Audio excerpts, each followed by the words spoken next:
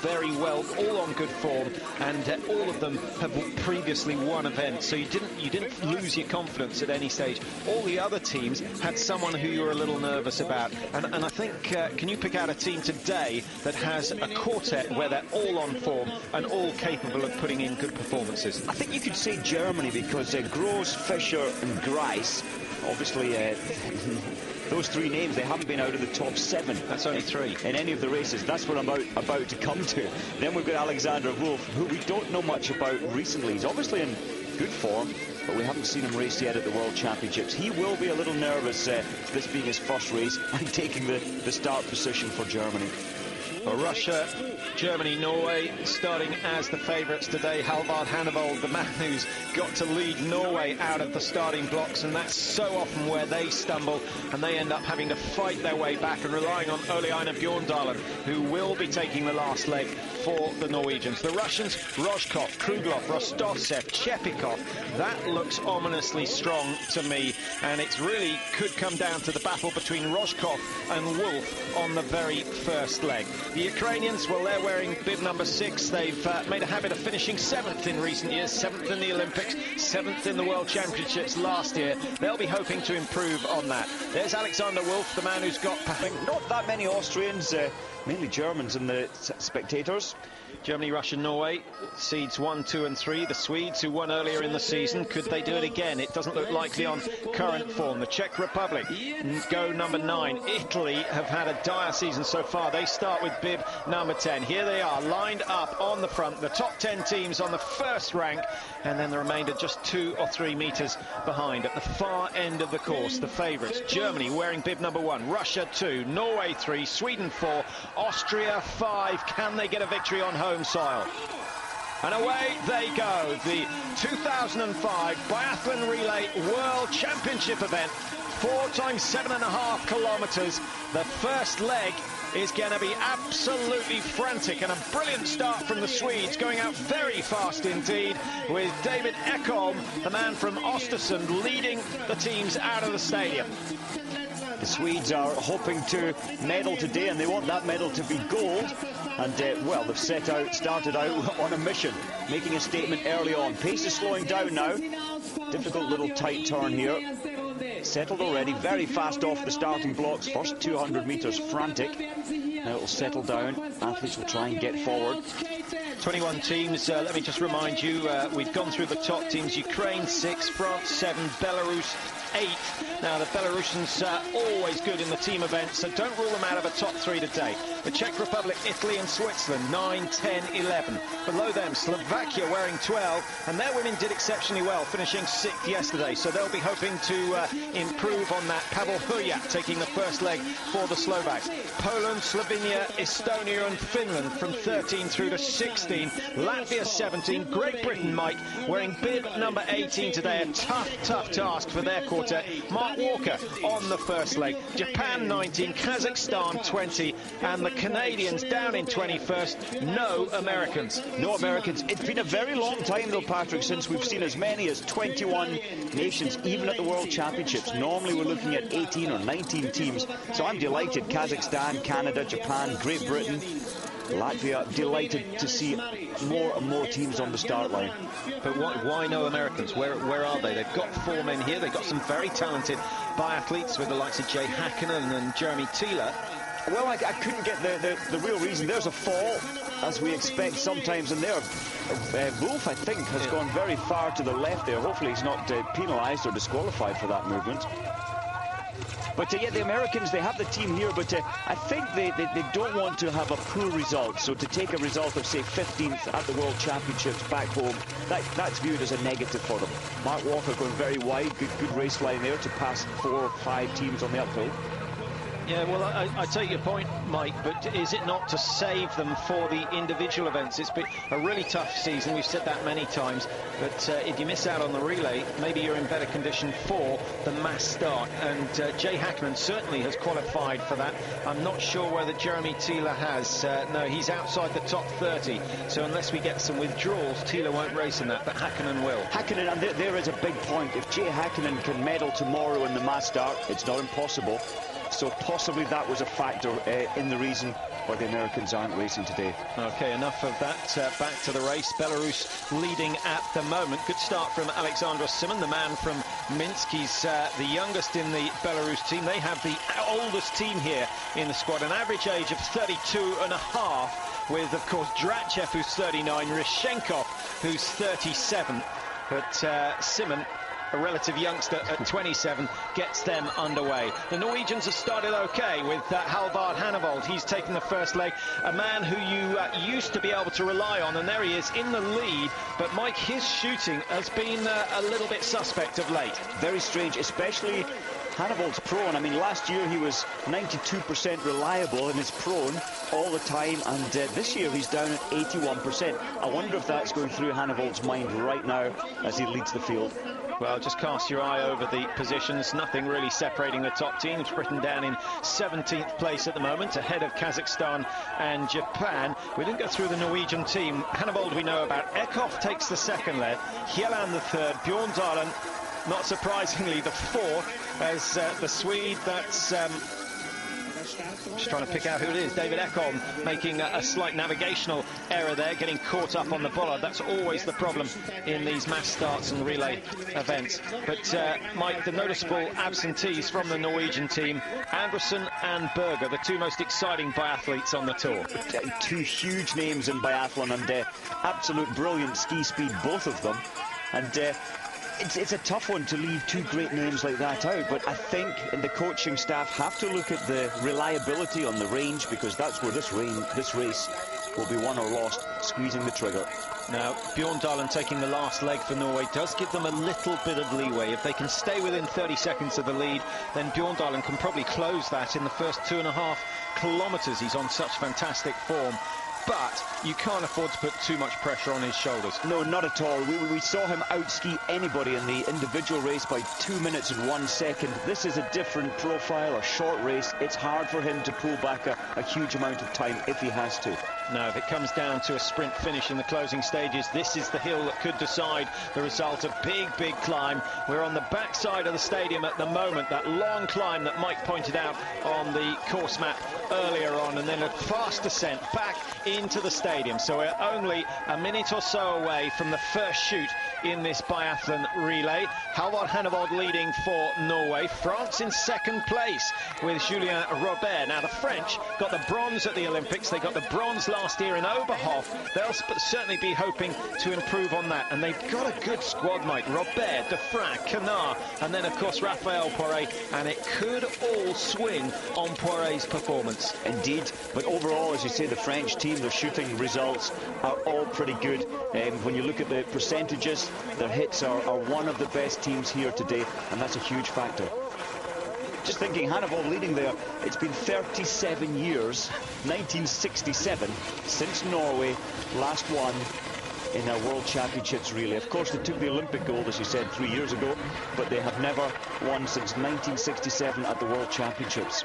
And they've got a whole mass of silver medals in their pockets. Of course, they won the silver in Oberhof last year. It's been a good start for the Norwegians. Hannavold it is, leading the way into the stadium. That's the tunnel where Sandrine Bailly took a fall in the women's relay yesterday. We'll talk about that a little later on. The Germans, Mike, in second place. Alexander Wolf has had a good ski so far. He's in for Frank Luck, who, of course, was in the World Championship team that took gold 12 months ago. But it's his first race of these championships. It's only his second relay of the season. And what a position to be in. Absolutely.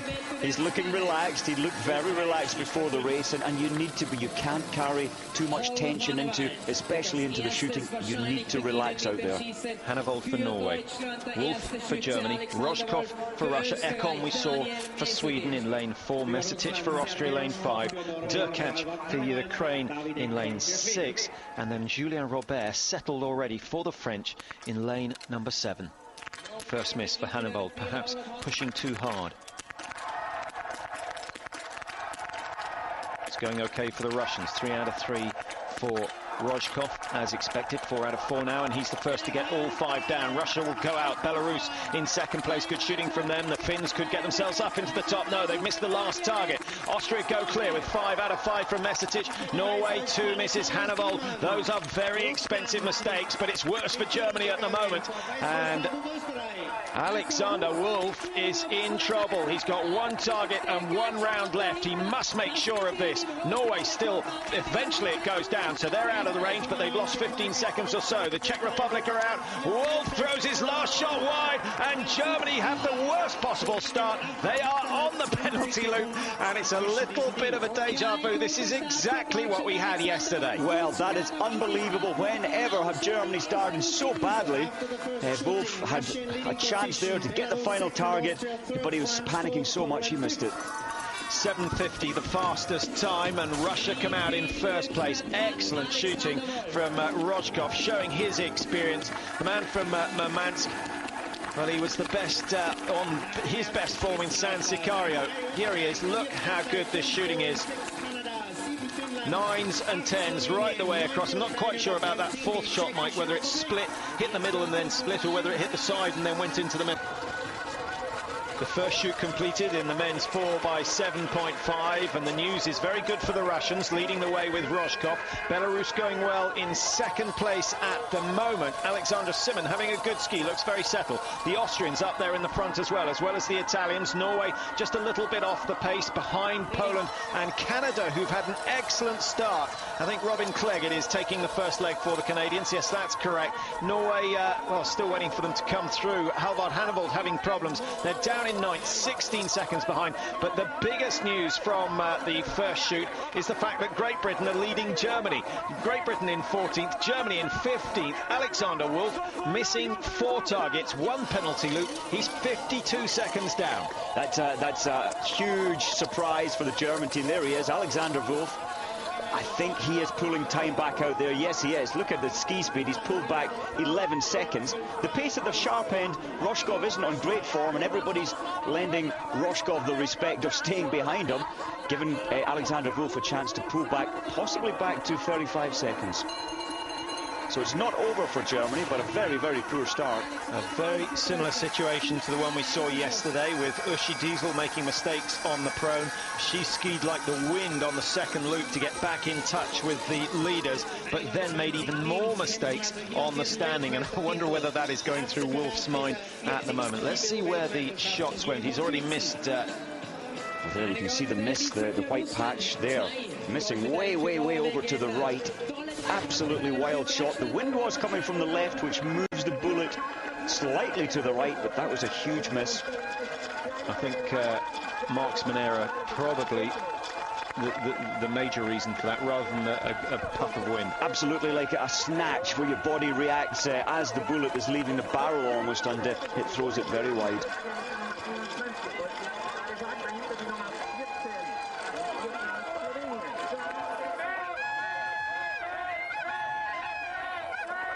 Up the big climb for the second time on this first leg. They're just about at the high point of the course right now, and Rojkov just controlling things at the front. Simon looking comfortable. Mezotich for Austria in third. An outstanding run for the Canadians, just overtaking Poland as we saw them. The Canadians wearing bib number 21. They have put their best first, so I think they'll fade away in the closing stages, but Clegg is up there in the first position for a reason, to give them exposure and to give himself experience of racing against the very best in the world, and so far he's acquitting himself very well indeed. The Czech Republic in 7th, I think they'll be happy with that. Thomas Holobet's going well. He looked good in the sprint.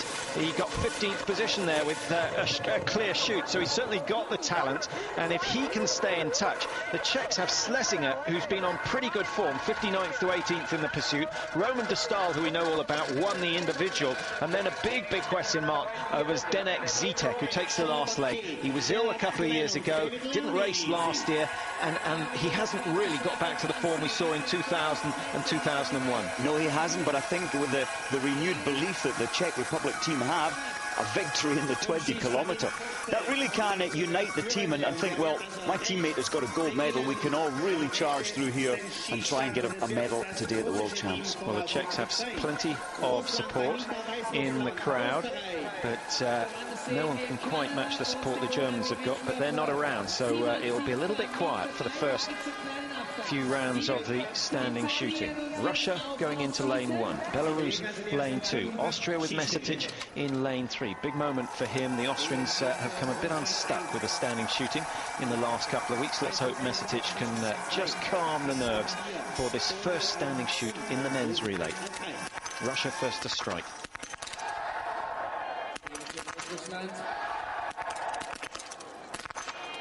Good shooting from Rojkov. Oh, absolutely no mistake at all. That is how to show them what to do. And Rojkov clears the 5. Now, Canada missing with Clegg. 2 targets remaining, 3 shots to clear those. Poland, mistakes coming thick and fast from them at the moment. The Norwegians, a chance to get back in touch with the leaders. Hannibal, 1 target remaining for Norway at the moment. The Czech Republic, Mike, 2 targets still standing.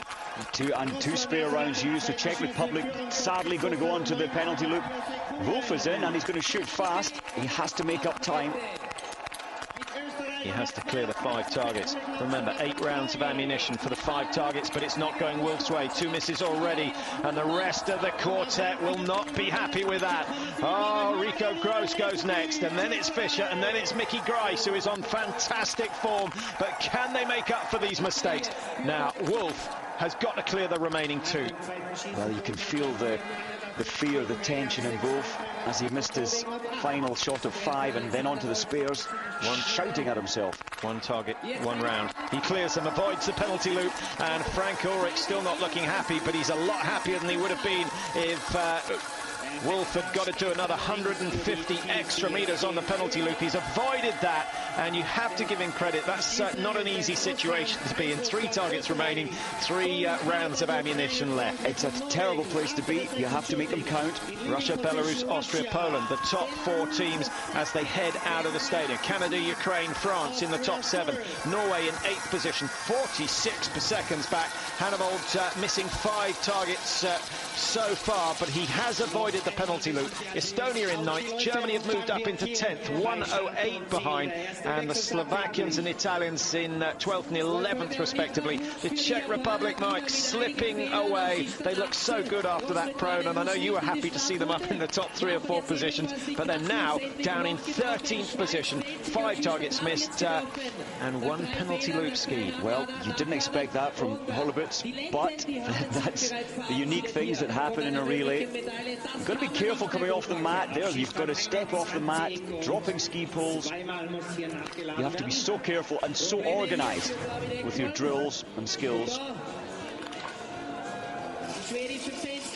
Belarus and Austria, the top 3 teams at the moment. Great run from the home nation in 3rd position, just 16 seconds down. Poland, Canada, Ukraine in 4, 5 and 6. Norway down in 7th. They've gained 1 place, 36 seconds behind, having a good fight with the French team who have made mistakes early on. But Rojkov of Russia has been quite outstanding. This is the form he showed in San Sicario, the pre-Olympic round of the World Cup, and that's the response he got from his fans. Well, the joy, Rojkov is the only athlete who didn't need to use any of his 6 spare rounds. You have 3 spare rounds each time you come in for the lying and then the standing, and the only man to not use any of them. Belarus, Simon, used only 1 spare round. Belarus, as we mentioned, a very good team nation. They got the bronze in 2003, they took the silver in 2001, and they were the world champions going back to 1999. They've got a very, very good history, but the age of their athletes would suggest that they're just about to become part of history. I can't believe the likes of Simon, Drachev in particular, and Roshenkov are going to go on too much longer. No, I would imagine, and there's certainly talk of them retiring after the Olympics next year. Well, Drachev would be 40 years old then, and he's having a poor season by his standards, Drachev, but well, he'll be starting in about 2 minutes on his leg, the second leg for Belarus. Look at Austria though, 12 seconds behind. This is a great chance for them. Norwegians looking good. Halvard Hannavold getting strong in the closing stages. Look at the speed that he goes up that hill. Absolutely destroyed Mezotich there. Really good technique. He changed the technique at exactly the right time. We often talk about V1 and V2, skate 1, skate 2. Being able to do the techniques is important, but knowing when to change is also vital. Oh, you've got to read the terrain. Hannavold brought all his speed into the next climb, and that's why he easily passed Canada, and I think it was Austria, on that steep climb. But the Norwegians have got fast skis today, so that's another factor on his long glide down into this changeover. Hannavold will prove maybe another couple of seconds back. The second leg runners getting ready now, and it's Nikolai Kruglov, the youngest member of the Russian team, who takes the second leg. This could be crucial for them. Kruglov has had a brilliant season, 5th, 4th and 35th in the races here in the championship so far. He gets underway. Belarus chasing just half a second down. It was a great finish from Simon of Belarus to catch Rojkov in the closing stages. Austria with going through in third. I think we mistook the Austrians there previously, Mike. Hannavold can't have gone ahead of Mezotich because he's got quite a healthy lead. The Austrians still in third, 10 seconds down. Norway have made their way from 8th up into 4th, just 26.8. A good finish from Hannavold. Poland in 5th, Canada in 6th. Congratulations to Robin Clegg. That's an outstanding performance to come in just 30 seconds down on Rojkov. One of his best runs of the season. Ukraine in 7th. They've got a lot of work to do, but they've got quite a lot of strength in depth as well. Bilanenko, Korobienikov and Derizemli are taking legs 2, 3 and 4 for the Ukraine. And the French, Mike, who I suspect you've got on your list for a medal, down in 8th position. Very surprised, Julien Robert. He's tired out there, suffering severely in skiing terms. Robert only used 1 spare round. Alexander Wolf has pulled time back. That really is significant for the German team. They are now only 57 seconds, so he skied his lungs out on that final 2.5 kilometres. And Germany with perhaps the best relay athlete of all on their leg now, and it is Rico Gross who's out on the course, the bronze medalist in the individual. He's only missed 1 race this season. That's how consistent Rico Gross is, and on that occasion the whole German team pulled out of the relay. Russia, Belarus, Austria, the top 3 teams at the moment. Germany going through, just looking for news of the British team. They weren't going too badly, with Mark Walker on the first leg, down in 18th position now with 5 targets missed, but no penalty loops skied, 2:13 behind. So Mike, in distance terms, they're about 900 metres down on the best. Indeed, and that's partly through Mark's shooting. He had to use 5 of his 6 spare rounds, which has cost him probably 55 seconds to 1:10, and that's where you lose time in this race. Now, just a reminder that the Austrians did get a victory here back in December 1999, the 2000 season as we knew it then. They came from, I think it was 3rd or 4th on the last leg to win ahead of Germany and Norway, and that was the occasion we were talking about yesterday where Fischer missed so many targets and threw away a 45-55 second lead on the very last shoot. So they'll believe they can do it, but this is a key leg for the Austrians. Friedrich Pinther on course now. He's only 55th in the World Cup standings. What has he got to do? What are his team orders? His team orders are consistency. I imagine they know how important the shooting is. So Austria has to control its athletes into the range and say, look, calm down, just switch off the mind to the race and come in and shoot in a very relaxed state of mind. Look at Rico Gross.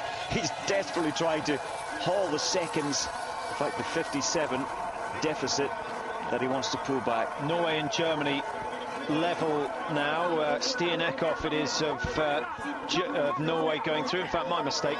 Rico Gross is chasing someone who, in something that looks very like a Norwegian suit. But Norway in 4th, 26 seconds down. Poland and Canada holding on at the moment. The Germans another 30 seconds back. I thought Rico had done great things, but not quite that good. It's France and Germany neck and neck. That's going to be an interesting battle. Rico Gross, the most consistent shot on the tour, 93% hit rate in the prone, 90% hit rate in the standing, up against Vincent Defrain, who's also been outstanding with the rifle, but his World Championships, Mike, 10th, 7th, 11th, He's got an 84% hit rate.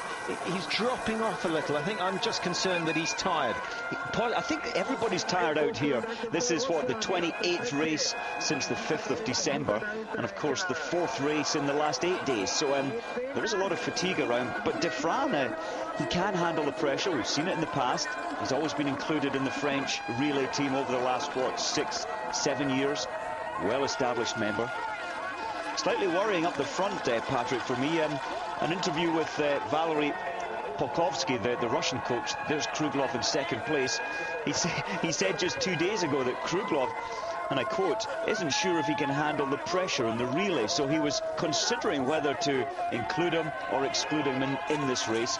So clearly Kruglov came to terms with the pressure.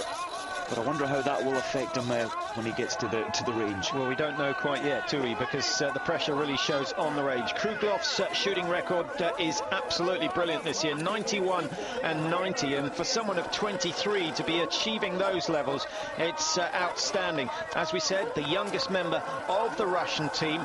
And we've mentioned time and time again his pedigree, his father a former champion. And so he knows all about it. But it always amuses me that he was a ping-pong player up until the age of 14 and a half, perhaps indicating that you don't need to start really tough training until you mature. Well, that's a very good point, very valid point. Of course, his father, as you mentioned, former world champion, Olympic medal winner. So he did have a history of sport in his family, and he was out skiing from a young age, though not seriously until much later on. 48 seconds now, the margin for Germany to catch up. Rico Gross going very well. He is the best prone shot on the tour, so we don't expect to see him make mistakes. The conditions getting a little more tricky, though. You can see for yourself the telltales blowing considerably harder than when they zeroed their weapons 45 minutes before the start. And in they come for chute number 2. It's blowing from left to right, but at a slight angle, so they've got to be aware of that as well. Belarus it is who are going to settle first. A good ski from Vladimir Trachev. It's not Trachev, they've changed their team. Oh, they haven't been informed. Let's try and find out who that is in second place for the Belarus, but he's doing very well.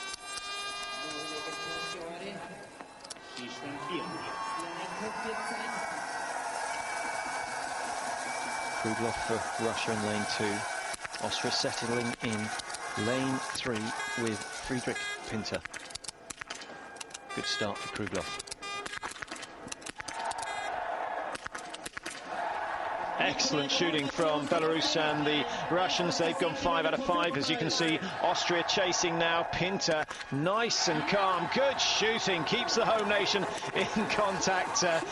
Well, that was Alfred Eder, the great name in biathlon from Austria, former world champion. So it's good to have him on the end of the scope looking for you. This is perhaps their only chance of taking a medal at these championships. Good shooting from Stиan Ekhoff, keeps the pressure of the Germans at bay for now. Poland still going well, despite the wind that's picking up. All the teams knocking down the targets. De Vrij makes it clear, 5 out of 5 for him. Poland going clear as well. The Germans, a mistake from Rico Gross. Extraordinary stuff, 2 misses from Gross, and you can see the tension on his face.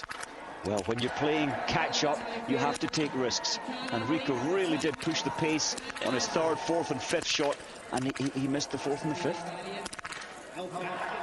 So eventually number 5 goes down, but another 20 seconds thrown away from the leaders. A really scrappy show of drills there from Rico Gross, but that's what the pressure does. It's not going to be an easy job for him. His standing shooting was be good, but he now relies on great performances from Sven Fischer and Mickey Grice. But if you're a world coach and you were to pick the best team in the world, you'd probably include Fischer in your team, and Mickey Grice would be a close call. He would indeed. He would certainly include Rico. Absolutely reliable, but that's what happens under pressure. You have to use 2 spare rounds in the prone. Russia, Belarus, Austria surviving in the first 3 positions.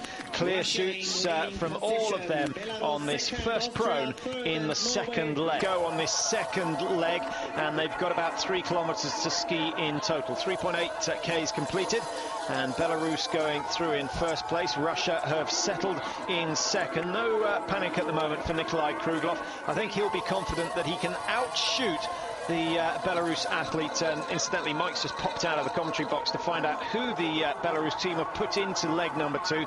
Not a name or a face that we recognise, but we do know for sure that it is not Vladimir Drachev. And it's a very late change, and it must mean that Drachev is either injured or ill, because otherwise the change would not have been permitted.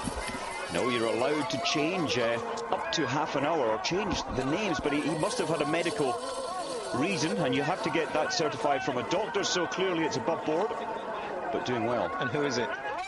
Just getting that right now. Oh, well, we'll try and bring you that in just a couple of moments. Look at that, Norway just 17 seconds down now. The French have made a comeback as well, moving up into 5th place. Vincent Defrain doing exactly the job that he was put in for, but surprised to see Defrain on leg number 2, Mike. Do you think the French have said we can't afford to have our 2 weakest first because we want to be in touch when it comes to leg number 4? Absolutely, that must be the strategy. They want to keep alive, they want to keep in this race and be in with the fast action. It really does help to drag you on when you're up there at the sharp end. Good to see that the Austrians are still in it, and it's been some pretty hot shooting from Mezotich and Pinther. Just trying to find out what Pinter's record is in the standing shoot.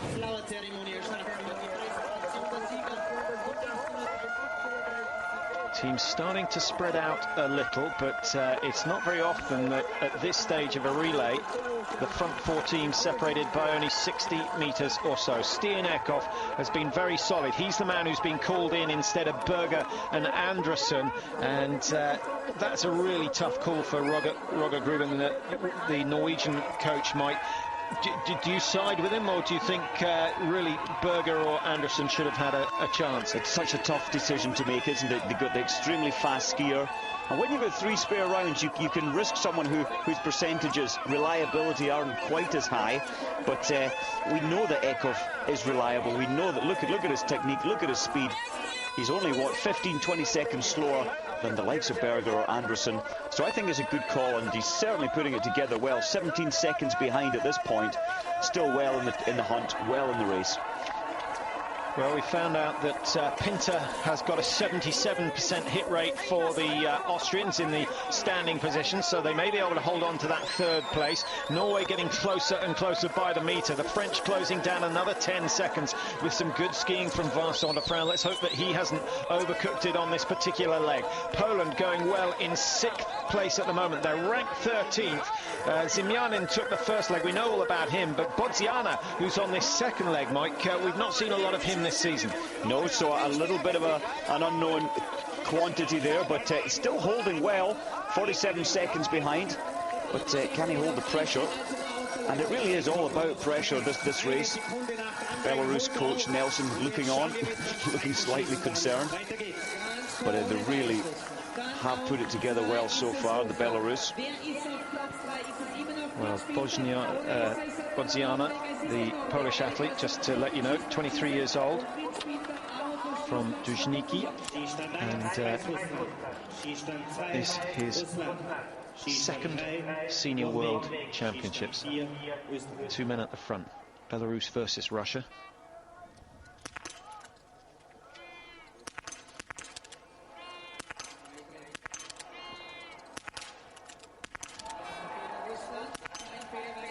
First miss for Kruglov, and a chance for Belarus to move ahead.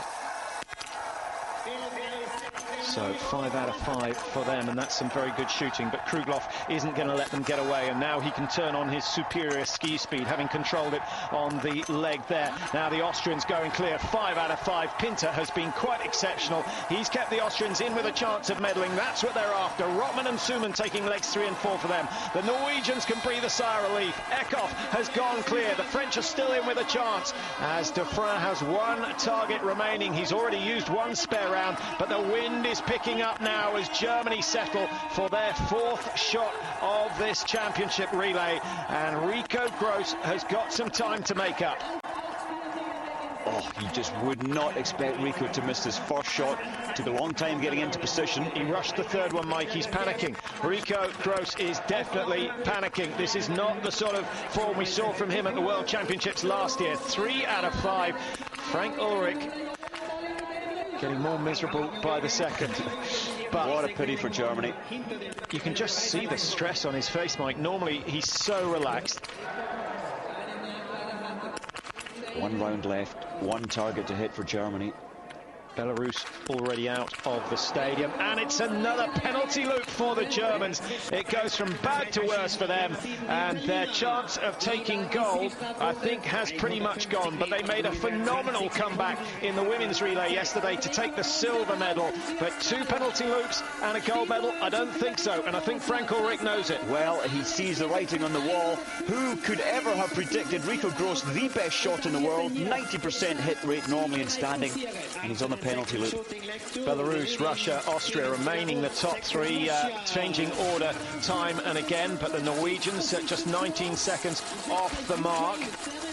Now here's the man that we haven't been able to name up to date, but Hofhilzen, already the tension starting to build up in the area of Hofhilzen. We're just up the road from the Alpine resort of Fieberbrunn, not so far from Kitzbühel. It will take you about an hour to drive there, just over the hour to get to Salzburg airport, just to the south, of course, of what is known as Bavaria. It is an absolutely stunning area, and as you can see, there is no shortage of the white stuff. Metre upon metre of snow falling in the last 3 weeks. It's an ideal situation for a long, long season.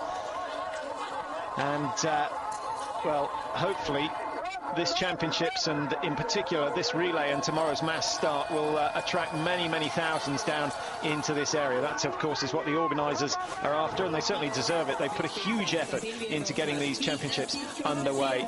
It's been good news so far for Austria today, Mike. Can they hold on to their top position? They're in 4th at the moment. They've just dropped down behind the Norwegians, but still Russia and Belarus. And incidentally, we think the mystery athlete is Novikov, who's dyed his hair. That's what's catching us out, but we're still waiting for confirmation on that. But we do believe it is Sergei Novikov on the course at the moment.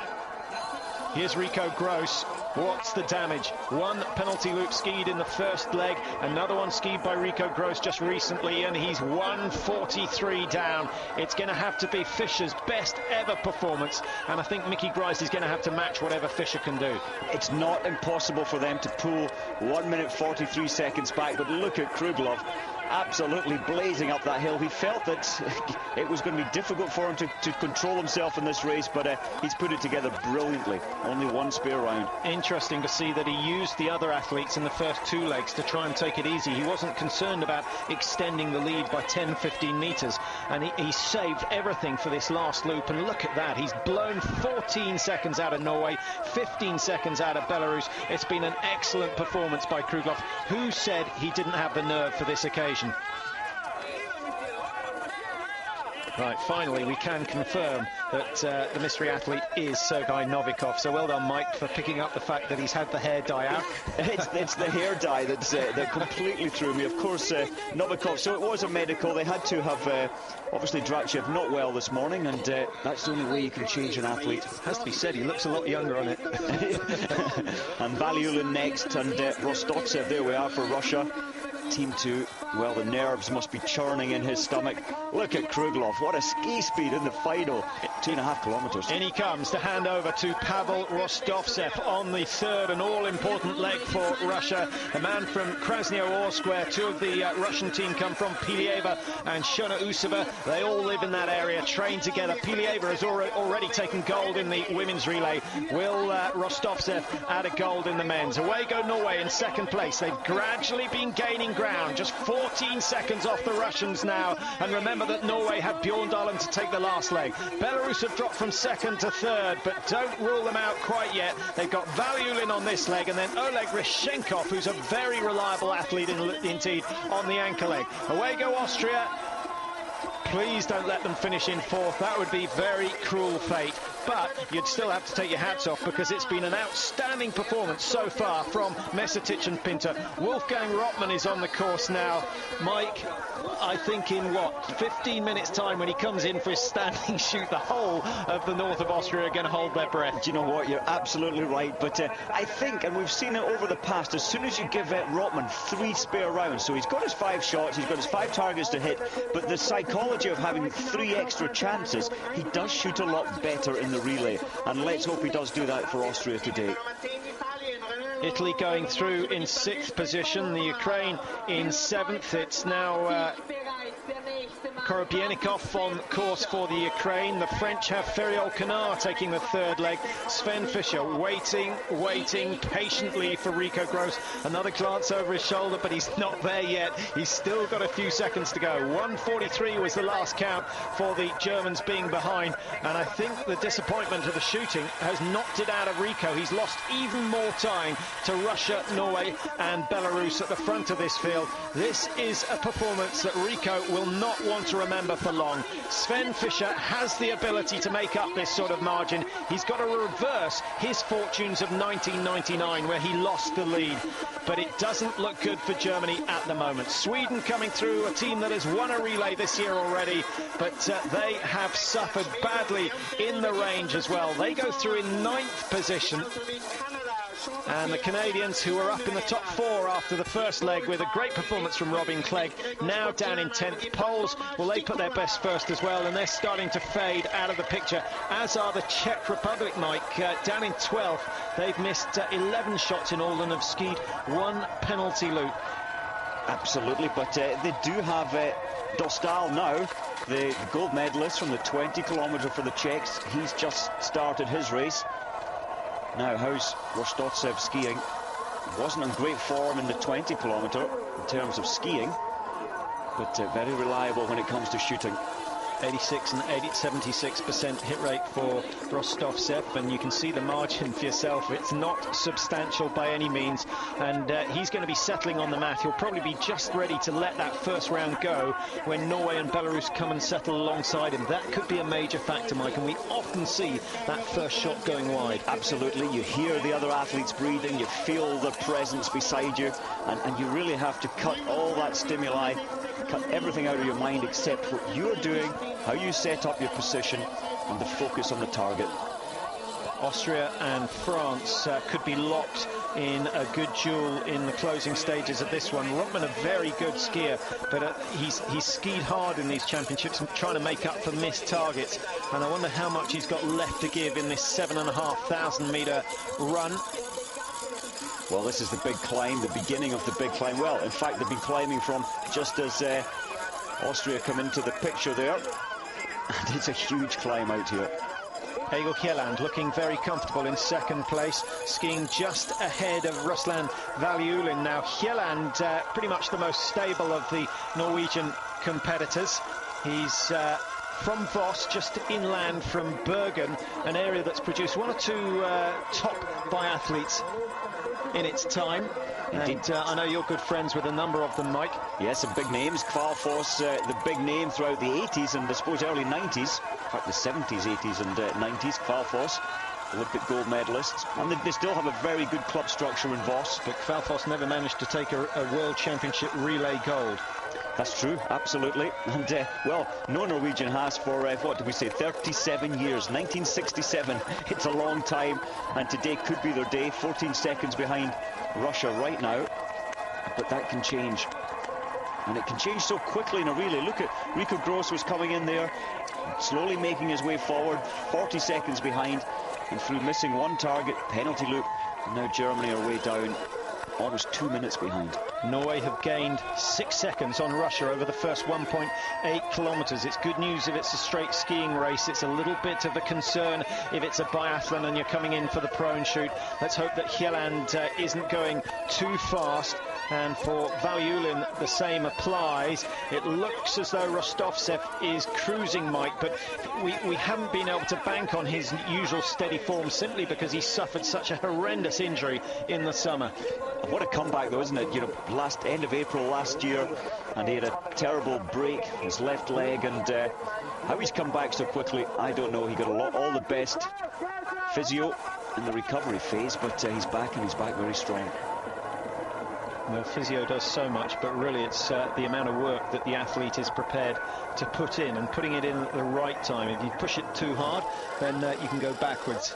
But Rostovcев obviously getting some good advice, and he's looking comfortable, but when you miss out on months and months of training, you just can't hold the top form for as long. So I think they've cultured him to be on good form at these championships, and at the moment it's looking good for them. And the Russians have got to hope that Sergei Chepikov, the colonel, is back on form, because he takes the last leg for them. He'll be up against Ulе-Éinar Bjårdalen. That's a battle that no one will look forward to.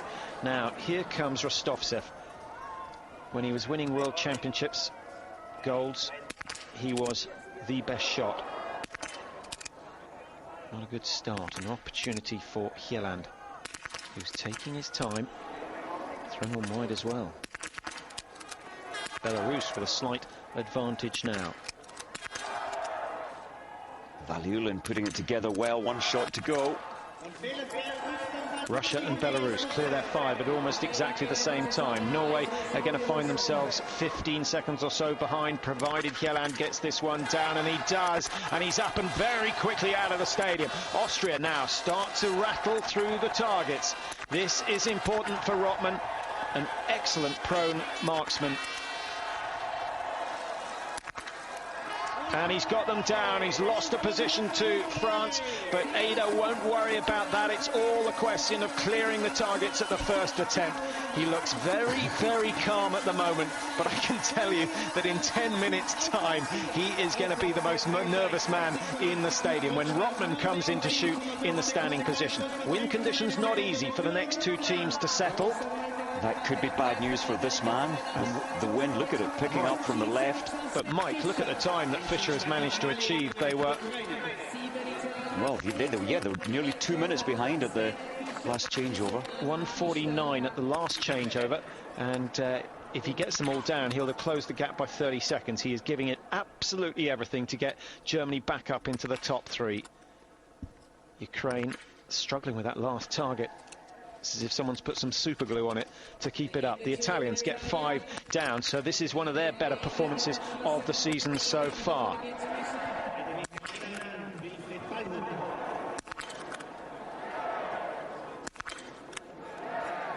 you think someone's been tampering with the German sights? Well, isn't it unbelievable? Who could have predicted? Oh, and there's problems. Without gloves on, it is easier to feed those small bullets, those small rounds into the chamber. Oh. It's very difficult to relax when you're trying to catch up.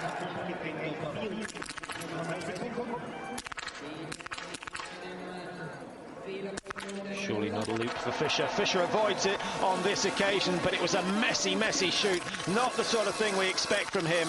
And it goes, it continues to get worse for Frank here. They'd moved themselves up into striking distance of being the most successful nation, because Germany are having a disaster. We'll just run down the positions. Germany in 9th position, 2:05 behind with some more bad shooting. No sign of the British team through the range as yet after the first prone on the 3rd leg. But it's Russia, Belarus and Norway in the medal positions, just 10 seconds separating those top 3 teams. Great Britain, in fact, in 19th place, still haven't skied a penalty loop, but 8 targets have gone missing so far, and they're over 4 minutes behind, so effectively 1,300 metres behind the leaders. Yep, they've got Tom Clemens in last place, so it could move them up a little bit. And Jacko, Lee, Steve, Jackson. The British main rivals here, Mike. Which teams do they set out trying to beat? Well, they set out to try and beat Canada, Switzerland, Estonia, and of course the Kazakhstan team. And there is still a chance to move forward, as we see with many of the teams throughout the race. You can fluctuate by 3 or 4, even 5, 6 positions, and you can pull places back, so let's hope they can do that. Well, the Canadians putting their best first, so there's still a chance that they could catch them, but Robin Clegg had such an outstanding leg that he's put the Canadians a long way ahead of the Brits at the moment. There you see the top 5, the French still in with a chance, but they're starting to lose a little bit of ground. The pace is picking up at the front of this field, and that is always a good sign for the coach in one way, but as we remind you time and time again, if you ski too fast into this range here, you are going to pay the price, and it remains to be seen which one of the leading teams is going to make a mistake first. So far, Belarus, Russia and Norway have only missed 10 shots between them. Normally, they'd all be missing 10 by this stage. Belarus, only one missed target out of the, 25 shots that have been fired. Russia 2, Norway 7, but Norway the quicker skiers, and they've got the world's best going last, so they can afford maybe one more mistake here. Belarus settling first. Ruslan Valiulin, the 28-year-old, on lane 1. Russia will take lane 2. Norway will take lane 3. Valiulin gasping for air, trying to get some recovery to assist his balance. Going for the middle shot first, unusual. Haven't seen that for a few years. Trying to take the pressure off himself.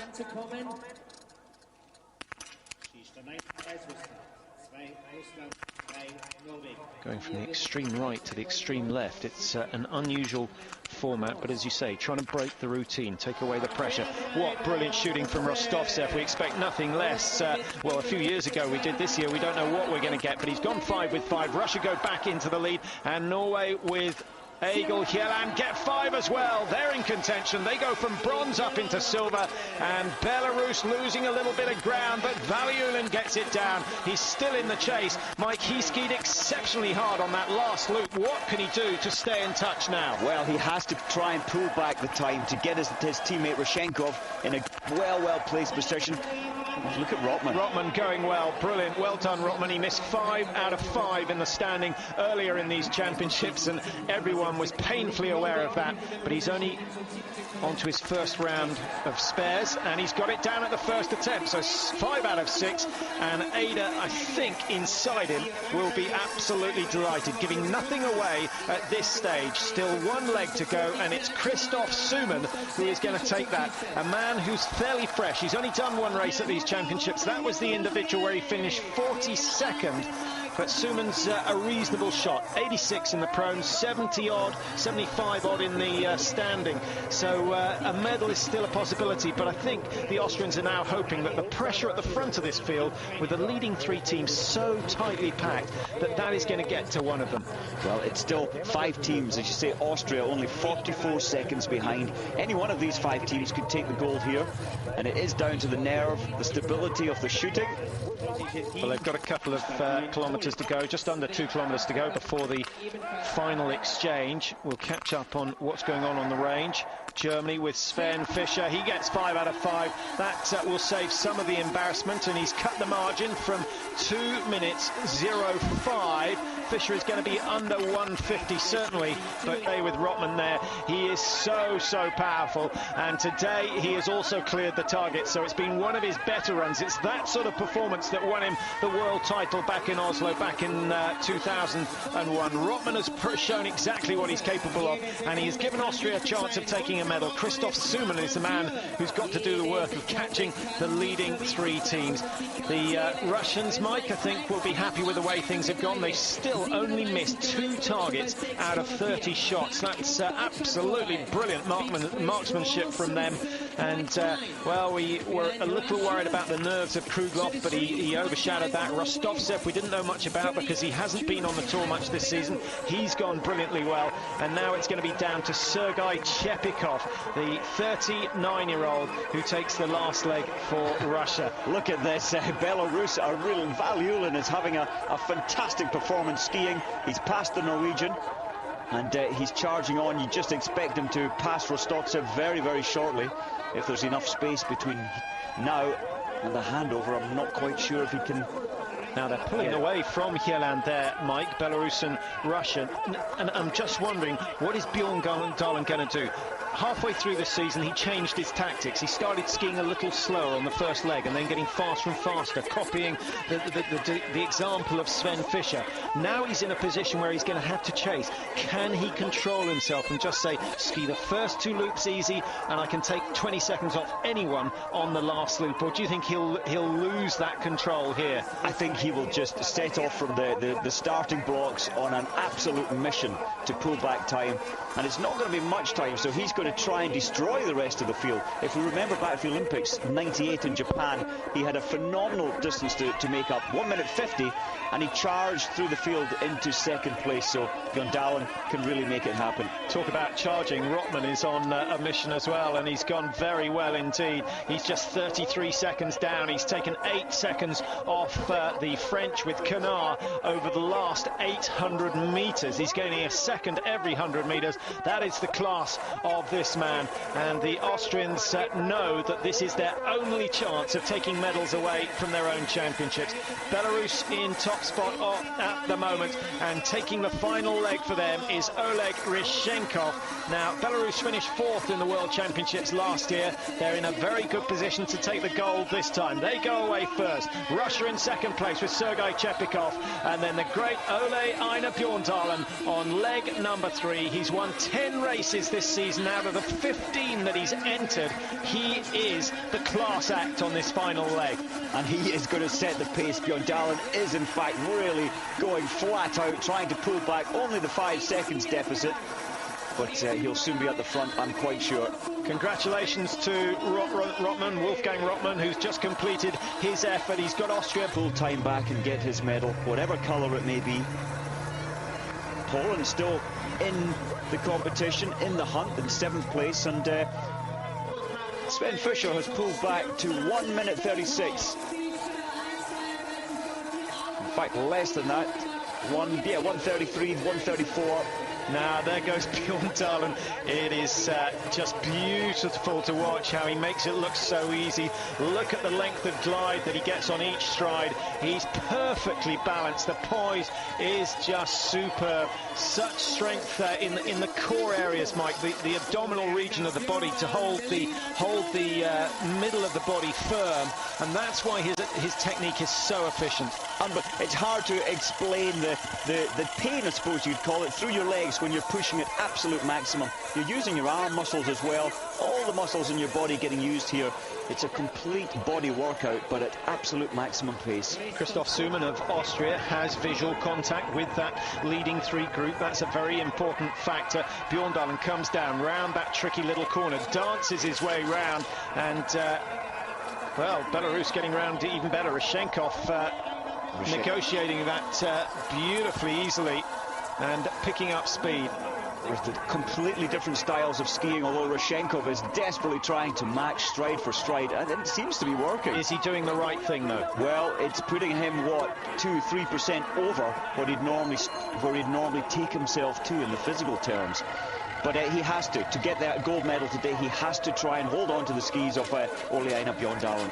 What is that skiing doing to the Austrians? They were 31 seconds down at the last split time, and Christoph Suman going well enough, 32.6. He's lost just a little bit, but he's still in touch. That's only a question of two missed targets. So if Suman goes clear and one of the leading teams misses 2, they will be back on terms with the bronze medal position. It looks as though Chepikov, Mike, is struggling a little. He is trying to stay with the group. I don't think it's a tactical thing of holding back.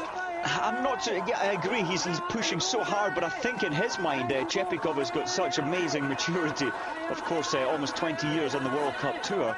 I think he's just trying to hold himself back a little bit, so that he's not overstressed going into the range. Look at this climb. It's such a tough and steep climb. Well, this has finally proved too much for Ryschenkov, and he's let a gap of 7-8 metres open up between himself and Björndalen. Now Chepikov comes back into his own, looks to be closing ground on Belarus and that silver medal position. Austria and France are through that last checkpoint. Austria, we know, 32. France, 50 seconds down. Still a chance for them to get another bronze, which they got in the Olympics and last year in the World Championships, and the Austrians will believe they still have a chance as well. The Germans, incidentally, have pulled themselves back up into 6th position. It's been a disastrous day for them. 16 misses in all, 2 penalty loops, so an extra 300 metres, but they're only 1 minute 35 seconds behind the leaders, and they're only, what, 1:25 off a bronze medal, so that's not out of the question quite yet. Well, Chepikov is pushing his limits.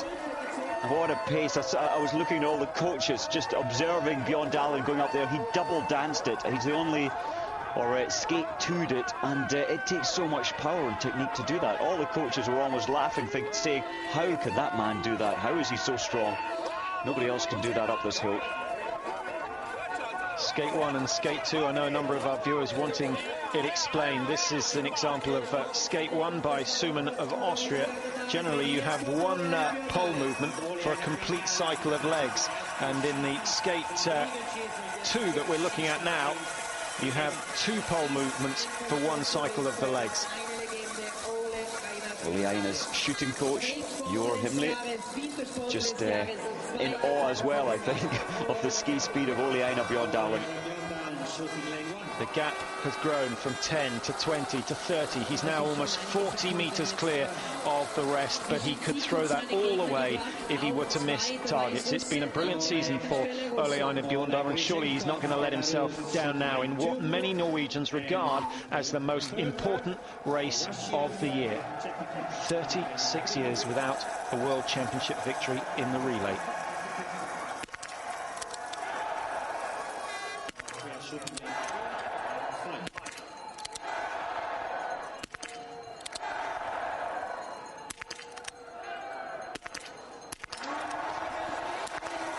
It's sheer brilliance. Speechless, absolutely speechless. Bjåndalen back to his best, and he has put some pressure on Russia and Belarus, both who miss at almost exactly the same time. 2 targets left for the Russians, in fact 1 apiece now for Chepikov and Vali Ulin. Vali Ulin it is who goes out in silver medal position. Can the Austrians move up into bronze with Christoph Suman settling? The wind has picked up, blowing hard from left to right now. 2 spare rounds for Chepikov, unusual, but as you say, look at the flags. The wind is pushing those rounds to the right. Needs this one. Congratulations to Suman, he's still in touch, and now the pressure switches from Austria back to the French, and Ada affords himself a smile for the first time. He knows now, whatever happens, his team have done him very proud indeed. This is an outstanding performance by the Austrian team, who at the beginning of this we wouldn't have ranked in the top 6 or 7, but it's been a brilliant performance. Poiré, as always, the 5 go down, and he has now got to chase down the Austrians before he can think about taking a medal. Well, look at him heading out here on the next 2.5 kilometres. Poiré is on a mission to pull that time back, and it's certainly not impossible. So 16 seconds between first and second. Norway leading, Belarus in second. They are 13 seconds ahead of the Russians in third. The Austrians are now just 11 seconds down off a medal position. And here we see the Germans with Mickey Grice.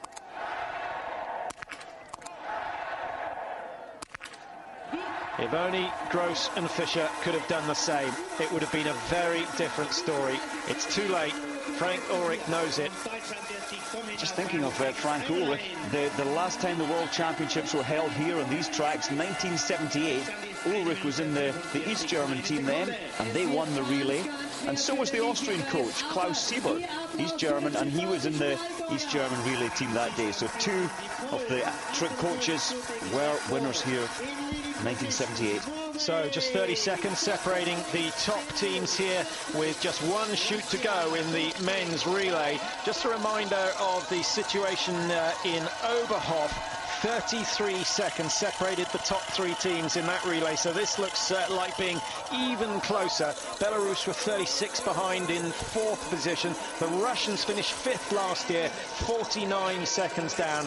But on this occasion, the reigning world champions are struggling. They're back in 6th position. Germany with Mickey Grice on the course. He's gone well, but the remainder of the team letting him down. It all went badly with Wolf. Gross got worse. Fischer wasn't up to par.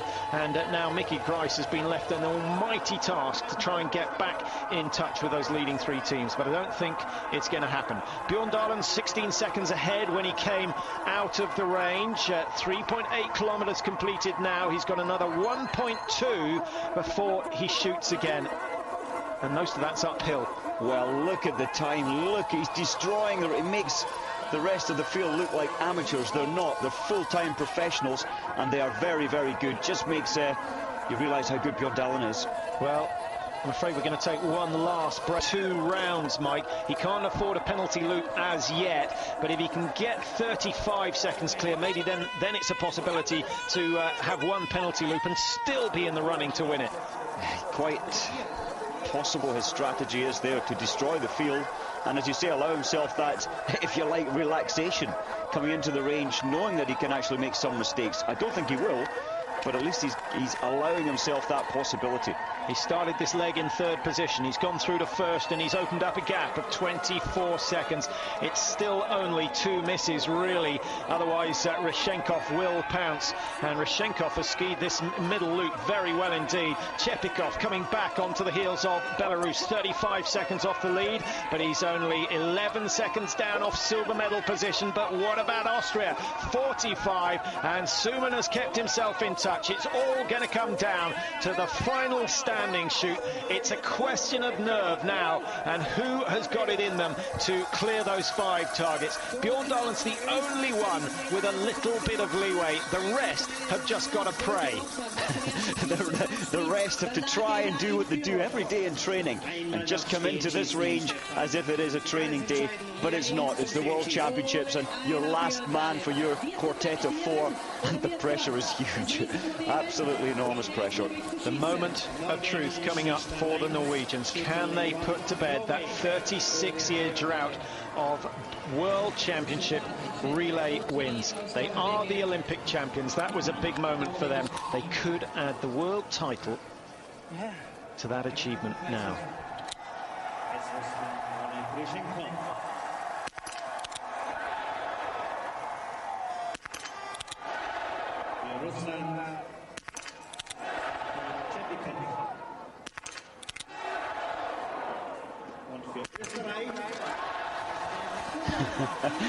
No one else has an answer. Not only is he the quickest skier out on the course by a huge margin, he is the best shot this season in these sort of circumstances. That is brilliant. Bjorndalen has wrapped it up. Now we're into the race for silver and bronze. Will it be Belarus, Russia, or can the Austrians get their first medal of the championships? Mistakes coming from Belarus. Roshenkov is starting to struggle. Chepikov cool and calm at the moment. And Suman taking his time. Roshenkov. Two rounds left, 2 targets to hit. He's on the penalty loop. Belarus, what a disaster for the Belarus. Suman, just 2 targets to go. He's certainly got a chance. The Russians are away and look to be taking silver. A mistake from Austria gives Raphael Poré a chance of coming up for the bronze medal, because Poré must be quicker than Suman, despite the fact that he's off form. But an early mistake from Poré goes wide, and Suman is off the course. He's chasing Belarus, who are on the penalty loop, and it could be the bronze medal for Austria. What a scenario. You couldn't have scripted it better. They have been quite outstanding today. Mezotich, Pintер, Rotman and Suman. And, well, I've lost a lot of money on this one, but I don't mind at all. Austria have been a delight to watch. Russia and Norway leading them. Belarus now in 4th place. That's cruel fate, Mike. They've been so good right the way through. That very final shoot proving their undoing. Well, it's the final shoot we're talking about. The pressure you carry, your whole team responsibility was on Roshenkov, and what a pity. But he has 11 seconds to catch Austria if he wants to get bronze medal. So Belarus and Roshenkov will be out there going his absolute hardest. I've noticed that Bjorndalen coaches are saying, look, you have such a huge lead, you have 41 seconds. Take it easy. Save yourself a little bit for tomorrow's mass start. But he won't. Bjorndalen will go out there and probably push his hardest. He's already taken 2 golds in the sprint and the pursuit. The individual race, not really worth talking about. He finished in 6th place. You know, by his standards, that's poor. But he's made it gold number 3, and he could match his Olympic achievements where he took 4 golds in Salt Lake City. Still the mass starts to come tomorrow. But racing last, I guess he's got less rest than everyone else. But on this sort of form, no one's going to touch him tomorrow. Well, it certainly doesn't look like it. Although tomorrow's another day, it's 15 kilometres, everyone's starting together. Just noticing there, Austria, the athlete behind him was Ilmar Briches, who's been lapped. The Latvians are, well, behind by, what, 7 or 8 minutes to date. I do apologise that we haven't updated you on some of the teams lower down the order. The site has crashed. We'll update you after the first shoot on leg 4. Poland were in 7th, Sweden 8th, Italy 9, Ukraine 10, Czech Republic in 11, Mike, quite a long way down. And then, well, the Japanese not bad at having a bad run. They're in 13th place. Japanese are. Finland 12th. But 13 misses in all, but the Czech Republic beat that. 17 misses and 2 penalty loops for the Czech Republic, a team that could possibly have put in a good run. They had a very, very classy quartet, but their shooting has let them down today. A nervous glance over the shoulder from Kristoffer Summan just to check that the bronze medal is safe. Norway are through the last checkpoint at 6.4, 1100 metres to go for Bjorndalen. He's 36 seconds clear of Russia, and Sergei Chepikov adding to his tally, his second silver medal of the championships. And what is he, 38, 39, coming on 39, an outstanding performance. Many of our viewers asking how long can he keep going? Well, at this rate, he'll still be here in 5 years' time.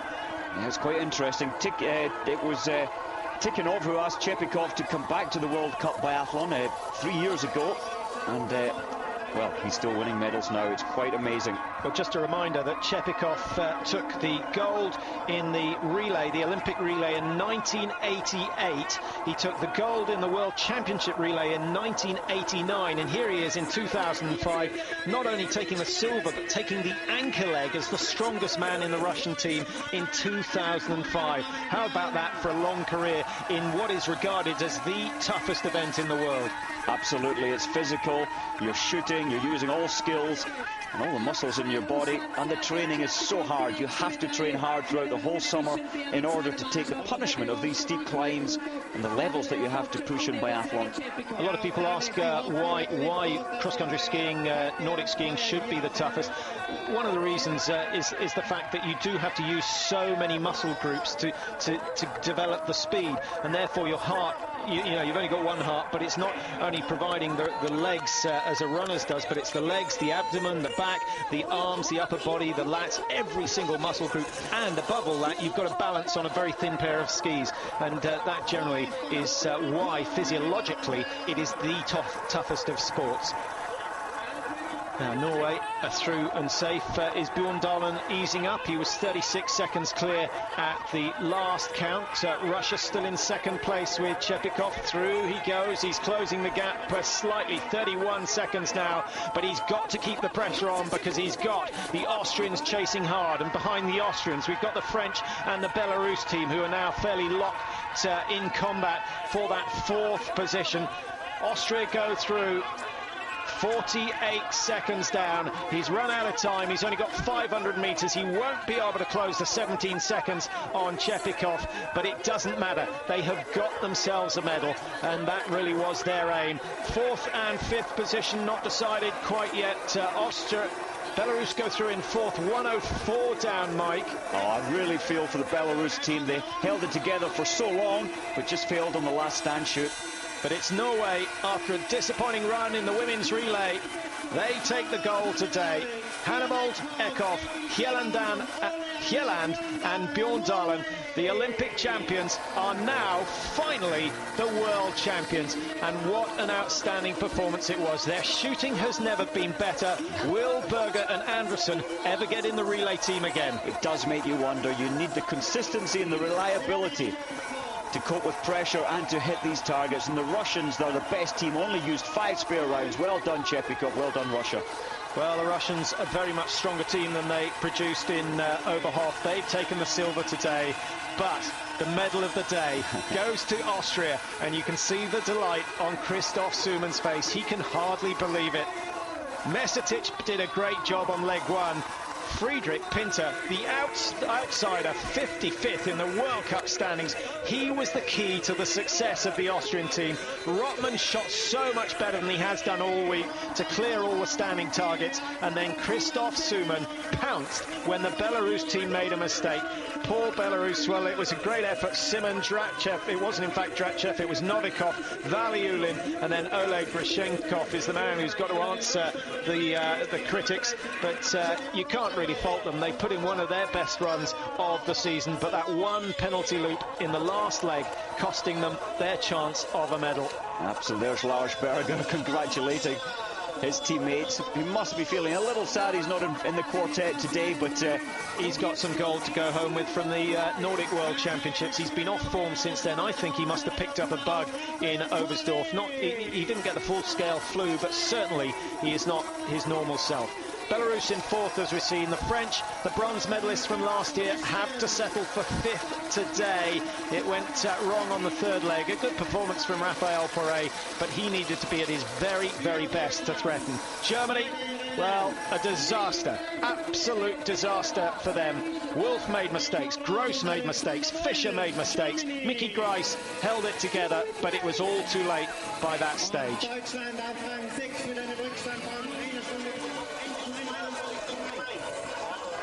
The race of the championships. What a race that was, absolutely. It has everything in the race. There's sadness at the end now. Roshenkov is still on the ground. He's been lying down for the last couple of minutes. They're destroyed, devastated to not take a medal after doing so well for most of the race.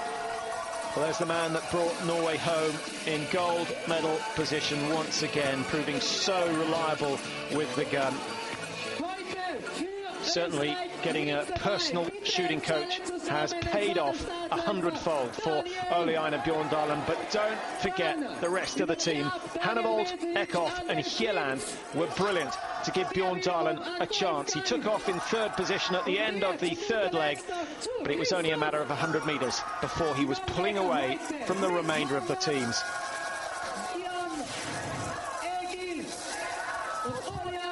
The Swedes, victors in Oberhof earlier this year. They believed they could medal, but it hasn't happened for them today. 3:12 off the pace of the leaders. An excellent performance by the Polish team. Siemianin Bodziana Sikora took the third leg, a man who finished in fifth in the individual race. And they finally finished in eighth. 3:31 off the lead, 9 shots, in fact 10 shots missed, 1 penalty loop skied for them. The top 5 teams, Mike, the only 5 to avoid the penalty loop. Yes, the shooting today overall not great, but the wind was a factor, and of course the pressure on these races. There's the wind, the flags blowing around there. Italy, 9th place. Although only 3:58 behind, they can work on that for next year, the Olympics on their home soil. Well, it really has been the year for Norway in relay terms. They've entered 5, they've won 4 now, and the only one they didn't get the win in was one they were disqualified in, so it couldn't really have gone much better for them. Joy for the Austrians. And I think, finally, the press will get behind these championships. Let's hope that they get more than a few column inches in tomorrow's papers, because the quartet of Mezotich, Pinther, Rotman, and here Suman have done themselves proud today. Didn't they do well putting it together? And, in fact, the best shooting team was Austria. Who could have predicted that?